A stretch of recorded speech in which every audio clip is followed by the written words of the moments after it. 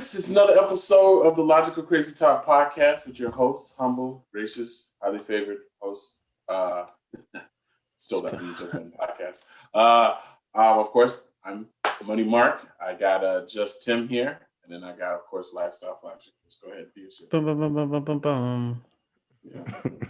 Maybe we'll get a real sound. Energy. Maybe we'll get a real sound. Won't have to One get day. that pathetic. Not today. Whatever. So anyways, yeah, guys, what's going on? How's everybody doing? Everyone feeling the energy and the love and all that other stuff? Everybody doing that? Huh? Yeah. Hell no. No energy. Why not? Why not, man? You know. Why not, fellas? News, but I mean that's a sadder point. But did y'all see that game with Celtics and Warriors? Mm-mm. What you call it? Tatum and Steph, they went off. I think Did they? Steph had like 47 points and Tatum had like 46 or something like that. Like, and Steph is on my fantasy. And it came down to like the last minute. It was a good game to watch. Who won? Celtics. Yeah. Celtics? Oh, well. It don't matter. Curry's like watching a video game on cheat mode. Bro, he like rolled his ankle. He rolled his ankle and everything, and he was still out there splashing. It's very interesting to see his evolution, because it's like there's a point when Steph started, right, and it was like, oh, he's amazing, and then like when KD and when KD came, it was like almost like we just forgot about Steph. He just had to take a back seat. Basically. Because it seems like as KD came, also, Thompson and the rest of them kind of started, filling into their roles as well. But it's like interesting now where you see him. It's like now that everyone's kind of down, it's kind of like, okay, it's my turn again. Okay, guys, don't worry about it. And he's just showing out. It's just crazy. It's almost like coach is like, shoot as many times you want to shoot. You ain't got to pass no more. Pass to who? The green light. Who are you passing to? He definitely hit like 11 threes. So yeah, he has that green light again. So I mean, shit. Before he just couldn't throw those threes up because other players would be like, "Hey, my man, yeah, enough of that." Right. We don't have to do that every time. KD looking like, because I mean that's what the whole Draymond thing was over, right? Like KD was like, "Hey, yo, Draymond, pass. Come on, give me that." I guess and Draymond was like, "Nah, but take it down." And he jagged the shot, and KD's like, "So we did that for that. Leave the ball." Hey, man. That's funny. Well, hey man, that's what I needed, I guess. Well, I mean, hey, that's what's up. So, how's everybody weekend, man? Everybody, I mean, I guess everyone's a little tired from the weekend, right? You guys had an epic weekend? I did. I had a crazy weekend. Well, just a crazy Saturday. Saw my homeboy, ain't seen him forever in Atlanta. Oh, you went to Atlanta? Mm-hmm. Okay. Atlanta. So did you go to Atlanta instead of coming here to play me in basketball? Okay, anyways. Hey, Tim, so how was your weekend? Cedric playing you in basketball. Hey, Mark, so I can come do that too. Would you like me to come do that too? Just Tim. You remember last time when we had this conversation? He made every excuse in the world. How was your weekend? How was your weekend? Listen, that last conversation was on film. We have it. I know. And anyways, I'll play it. You're the one like, what are you going to do? How are you going to get here? What are the logistics? You don't know where I live. Okay, at the end of it, I said, come on. All right, so just what's going on? Oh, not a whole lot, man. A lot of bad news, but other than that, just watching games, man. Oh, well, okay. Well, I mean, sorry about the bad news, guys. Sorry about the bad news. Hopefully everything's going well in that situation. I guess we'll talk offline. None of y'all business. Well, guys, I guess let's get to this gangster-ish or shit. I mean, depending on how censored you are. So, I have a question for you fellas to kick these things off. Are you guys high-valued men? Of course. Like what? Yeah.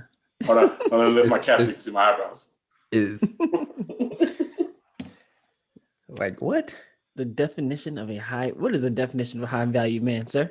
Oh well, Actually, I'm sure you'd find this picture. I honestly did not. I honestly didn't do my homework. Yeah. All right. So honestly, So first of all, before I go into it and start Googling, or one of us starts Googling, someone Google it. Someone Google what? Yeah, there actually is points that are laid out by the next our next topic of what a high value man is. I don't know all of them. I know like his specific points are laid out. It was like money. What was the other one? Like network. No, like length of time. All right, Chris is actually to build that. Okay. Yeah, and then the group of acceptance network. It was like everyone like fed into each other, but okay. So what we're talking about? All right. So there is a gentleman, a fellow podcaster, a fellow content creator that is ripping up the scenes, just tearing it up. I like to call him the anti-Action Jackson, the anti-Derek Jackson. You know what I'm saying? It's kind of like, who's a good comic book reference? I don't know the name of the evil Captain America or Captain Planet. So, but anyways, yeah, he's the anti. Yeah. Kevin Samuels. Kevin Samuels is out here just telling all these chicks that they're basic and men letting us know what high value men want. No, but honestly, so well, let me ask you this: have any of you guys actually watched a full episode of Kevin Samuels' show? No. No. Okay. So I have, because when I first saw the clips that were going everywhere, I was like, there is no way. How is this fella still, like, how is he like surviving, right? Especially in this current climate where it's like, coming at the women is not really like what's popping nowadays, right? like, it's not really a great way to stay in shape, right? It's just not what's happening. So I was just kind of interested to see like, how is he surviving in this space, especially in this Black Twitter sphere space, right?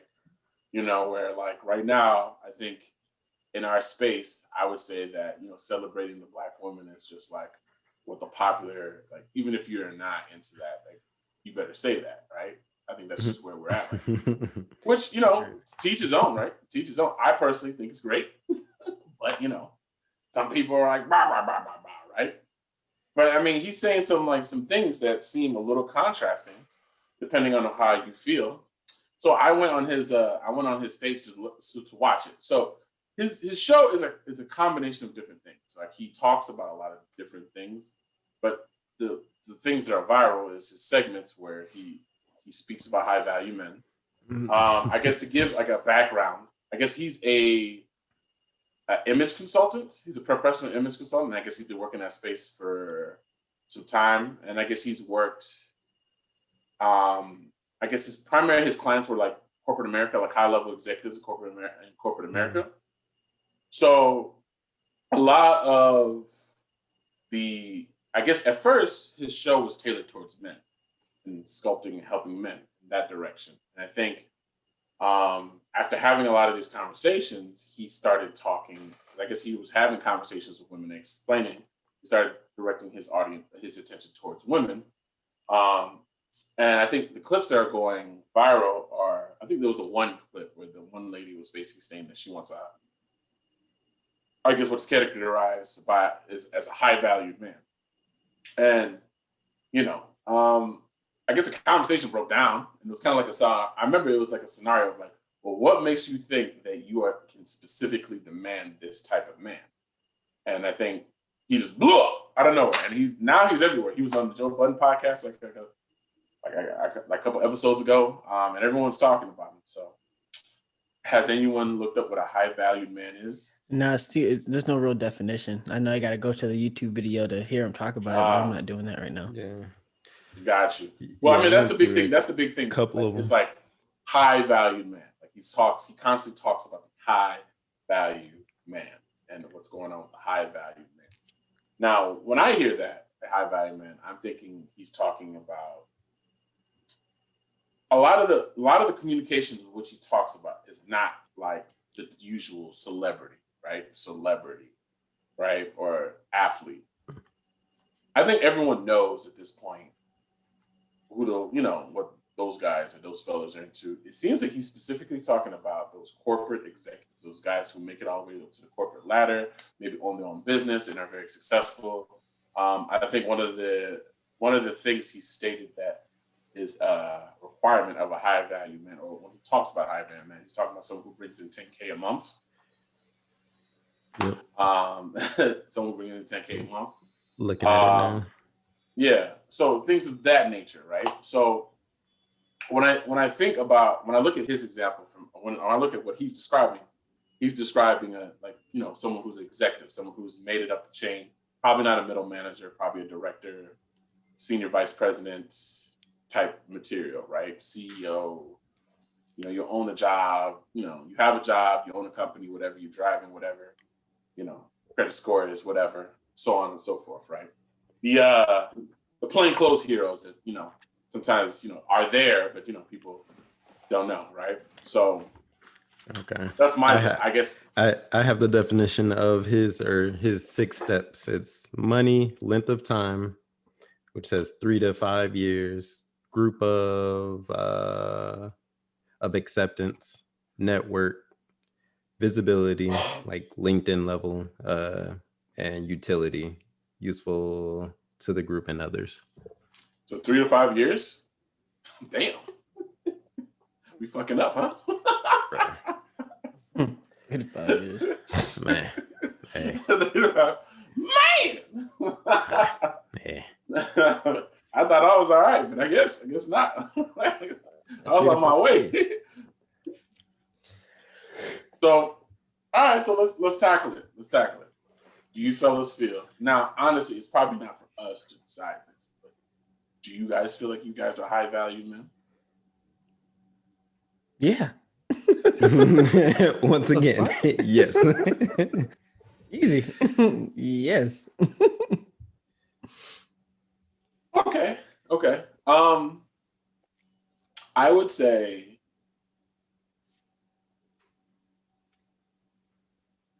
as far as my own, maybe I'm a little too hard on myself. As far as my own definitions of myself, like I feel like to my core, yes, but like as far as having the physical things, I don't have everything I need to be at that point where I feel of a high value. I'd be in that space. Do I feel like I'm a man of high value? Yes. Do I feel like I am that high valued man space? No. I have some work to do. I have some other stuff I have. But see, I think that's where it like differs. Like that high value is all perspective of like outside looking in. And then like, are you a high valued man? Like, I mean, yes. Like, that's like self-appraisal. Right. And it's like, if I was evaluating myself, yes, I'm the shit. But I mean, if I were to take a step back, take my ego out of it, and then just evaluate all the different things, like for me, a high value man can do certain things that I can't, right? And that's just my definition. This is not like so in reference of a woman, like, you know what I'm saying? Like the way I look at it, like a high value man can just go on vacation and not worry about it. So that's interesting. Yeah, I mean, to me, like that's why I look at things. Like a high value man. Like I've done a lot of things. Like in my own personal life, through like working and education and all the other stuff, I've been able to achieve a lot of things that I've done. Wow, can't believe I did that, right? So of course, just listening to my own, but I feel like for me, I have to keep the carrot in front of me. So I'm the type of person who will be like, we done made it, right? And then shit catches up and it's like, oh shit. You know what I mean? So I need to keep the carrot in front of me. So the second I go, yes, you're a high value man, it's going to stunt my growth. So I have to keep the carrot, further away. So to me, it's like, okay, cool. So I can't step into that space yet because like I still have some things. I need to get this. I need to get that. I need to be able to do certain things. You know what I mean? So if you had to like categorize it or like create a list for your definition of a high valued man, what would that be? And then get your list ready, Chris, because you're next. What a high value shit. Yeah. Okay, I say like a list. Me. Yeah, just top 5, I guess, if it even makes that far. Okay, someone who has complete financial freedom. That's number 1. Someone who has eliminated, I'd say 80 to 90% of his debts. I say I fall into that category. Shouts out. No, the wife definitely helped me out with that, but shouts out to that. 90% of the debts. Just in budgeting, you know. This moment was brought to you by I Love My Wife. I guess. So someone who's eradicated 80 to 90% of their debts. Financial freedom. Someone with a strong moral compass. Right? When people say compass. Someone who dresses well. I feel I hit that category. So 2 out of 3. 2 out of 4 so far. And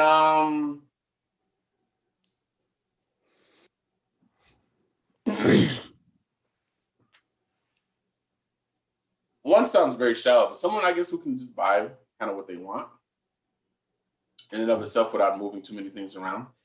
Like I feel like for myself right now, like most of the stuff I kind of want, I typically get, right? But there's always that moving around process. And I'm very simplistic. Like, you know what I'm saying? Like the vacations and, you know, getting in the house and paying the cars off, that's more my wife's thing. I, you know, really honestly, like, you know, just buying my little bullshit trinkets without having to like budget.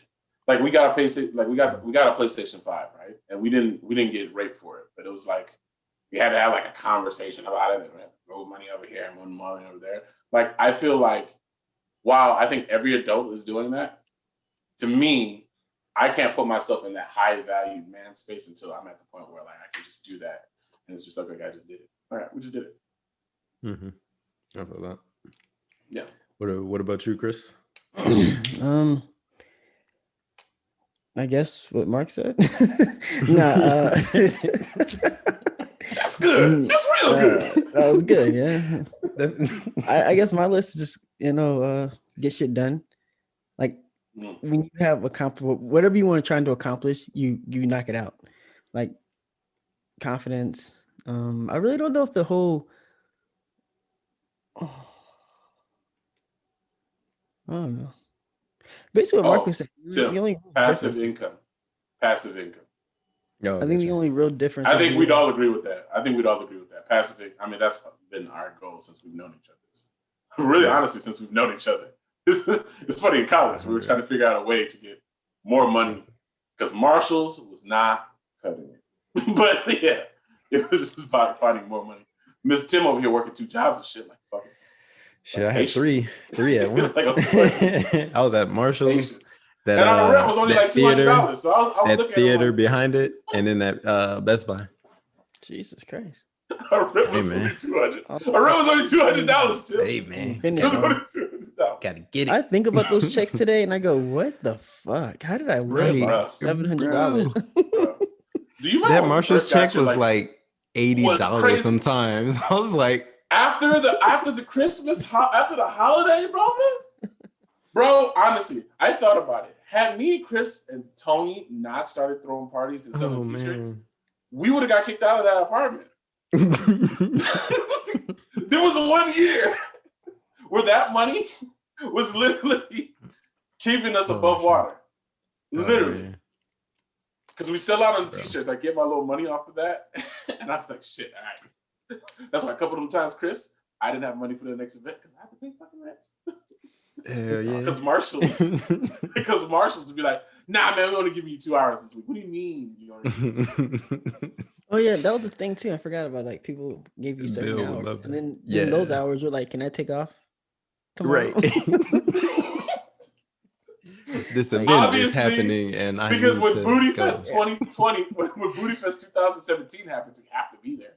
Obviously. Yeah, but you got to pitch it to them like, no, there's speakers, and yeah, I'm just trying to understand what's going on in my culture. Listen, I'm there I for the remember booty, I had guys. to I mean, quit just a leave it job alone. because I I promise. lied to him. I was like, I'm sick, and he's like, bring a doctor's note. And I came back in there. I was like, well, at this point, I gotta go for a regalia. And I kicked over the trash can. I was like, fuck y'all, I'm out of here. and then when I come back to think, like, he couldn't. He's legally was not allowed to ask me for a doctor's note as long as it's under 3. Like, you can't ask for that kind of shit. Right. It's illegal. It should be illegal. Yeah, Oh man. as long as it's not like 3 days in a row or something. Like, your You know job's what not think about supposed to that ask you now? for that.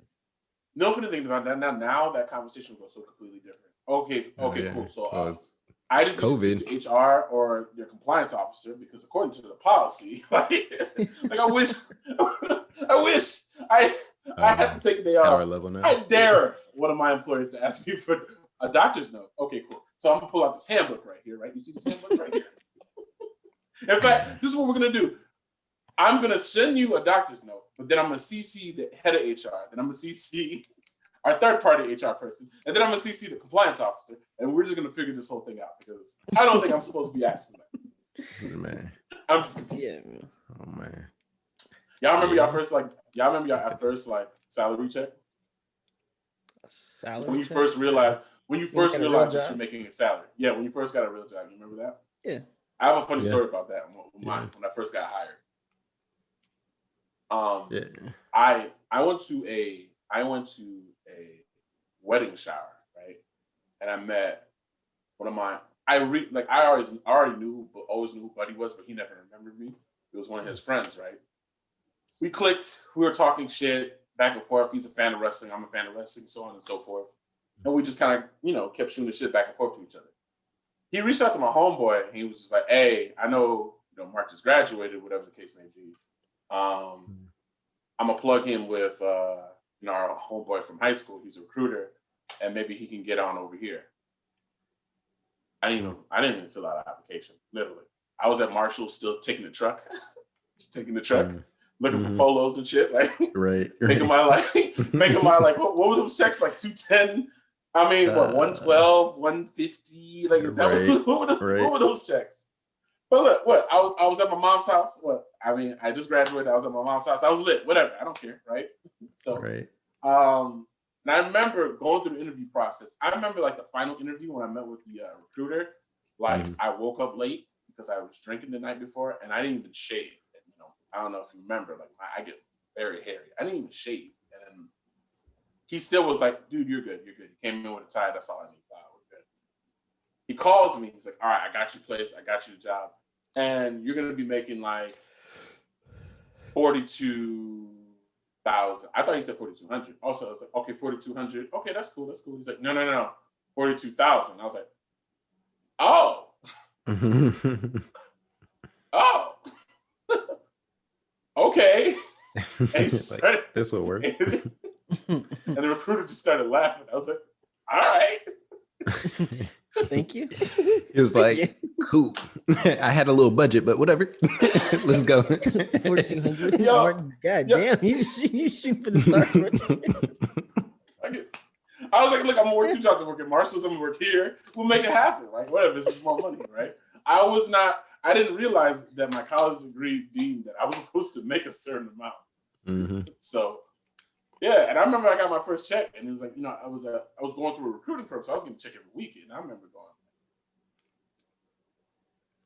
really? That's crazy. That is crazy. I don't remember it as vivid as that, but I do remember looking at my bank account like, finally. I can make this work. Yeah, exactly. Like, I've done a lot more with less, so we're good. Yeah. So that's crazy. But so to bring that back though, like for me, the I don't know, it's hard to list it because it's like when you're listing it, like for me, it's like you're listing it for the general populace of like, what does, America see as a high valued man? And that's like the cars, the house, the money, the confidence, as Chris said, like the celebrity type of image of this is Captain America, this golden boy type of feel to it. And I guess to an extent that is right, but it's like, isn't it more than, I want to believe that there's more to it than that, but is it not? Like, like that American dream is just kind of like cutting soul. Like, this is what you get. It's like a little template. Like, this is what you get. You sign for it, and that life is yours. You might get cheated on. I just want to get to the point where I can just wear like pinstripe suits and like everyone would be like, okay, well, I guess he can do that. No one says it, right? Like, I feel like if I were to walk into the office now, and they'd be like, what are you doing? What do you, like when you say pinstripe suit, what do you mean? like the Steve Harvey collection? Man, see? Man. The jig is up, see? Man. The Tommy gun and all. Like, man. Well, I think anyone was 20. The old 22 Skidoo. Just walking with a Tommy gun, a long trench coat. Yeah. Man. Man, you ain't gonna get me, copper. No, I mean, but I mean, if you ever look like, if you ever watch like Boardwalk Empire, right? Mm-hmm. If you watch that show, right, like those guys were like high level, whatever they were doing, and like they would just like walk around in pinstripes. Like pinstripes is okay. I think pinstripes is a good thing. Then it's not as it's for me. Right? It's not the same look. I don't like you look like a fucking like one of the I always think of like the fucking wolves off the cartoon shows that had the the zoot suits on. Yeah. Like I have a pinstripe suit, but it's a gold pinstripe, so I mean it's subtle. I need, but I couldn't do like a white, like nothing like that, like black and white. We should with the black and white shoes. No. Do like you can't do like a subtle, like a navy with a subtle pinstripe, like a subtle. I have a ton of those. Like the whole play. You can do those. Yeah, I'm thinking of like the big bold white stripe down. Well, this is what I'm saying. Like, all right, so we've all worked in the office. You know those executives, those guys that are managers that they've secured themselves so they can take some liberties with the dress code. We've all seen them. Like I had a manager there was a manager that I worked with at Medline. The Medline was, I should probably have said that, but where I used to work with. And this place is corporate. It's corporate as could be. And I remember he was already secured and he had like his Jordan shoe boxes like decorating his office.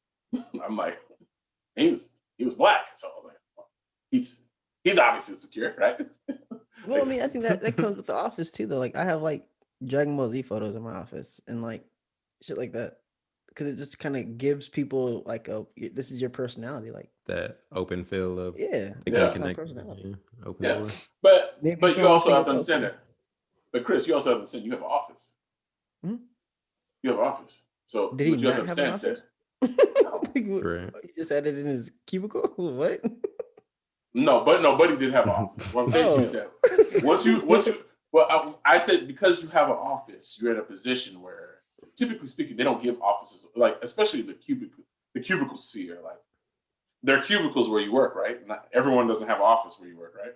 Well, everyone, but they have like split, like where they take offices and they have them all split up, so like multiple. Yeah, so they'll have their huddle rooms, right? They'll have the cubicles, and then the important people have offices. Like yourself. So you're one of those people who have positioned yourself where you can do that a little bit.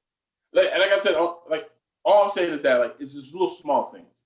So I guess just to kind of tailor off. So I guess the definition of the high value man, and I guess what Kevin Samuels has basically talked about.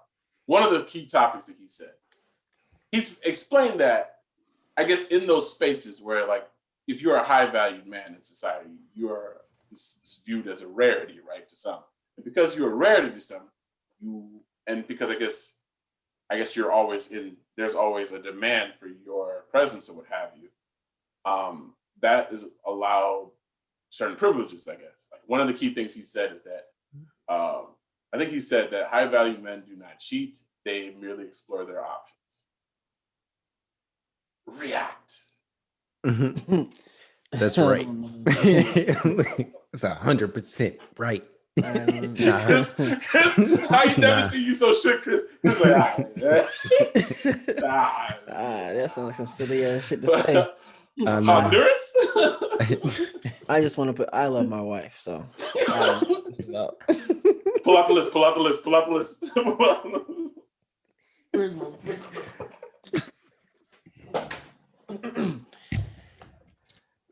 I want you to come on here and talk about my wife.